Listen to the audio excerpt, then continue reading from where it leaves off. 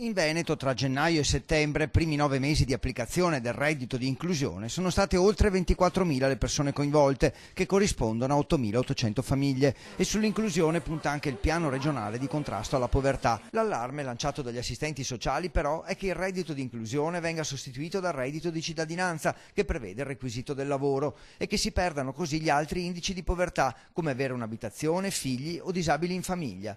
Di certo in Veneto la percentuale di povertà è cresciuta dal 3,2 del 2011 al 6,5% del 2017. La media nazionale è lontana, al 12%, ma occorre molta attenzione. Per evitare che arrivino fondi o sussidi e creino, e c'è un alto rischio quindi, una mentalità assistenzialistica. A Padova e provincia, ad esempio, sono arrivate oltre 1.500 domande, delle quali ne sono state accolte 548, ovvero il 36%.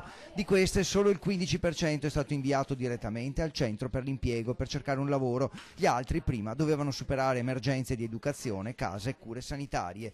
Di positivo c'è che il 70% di chi ha avuto accesso al reddito di inclusione era già seguito dai servizi sociali. Quasi 200 persone a rischio povertà assoluta, dunque, si sono fatte avanti dall'oscurità in cui si trovavano. Se puntiamo solo al rinforzo del percorso e dell'inserimento lavorativo è limitante, perché sì, c'è bisogno di rinforzare i centri per l'impiego, ma c'è bisogno però molto di più di rinforzare i servizi sociali che possono affrontare le molteplici fragilità che le persone e le famiglie hanno. Dei padovani inseriti nel progetto, metà figli minorenni, e gli stranieri sono la minoranza. Un esempio, un padovano, padre di famiglia di 49 anni, grazie al reddito di inclusione e al progetto personalizzato, ha vinto un concorso e ora sta diventando operatore sociosanitario.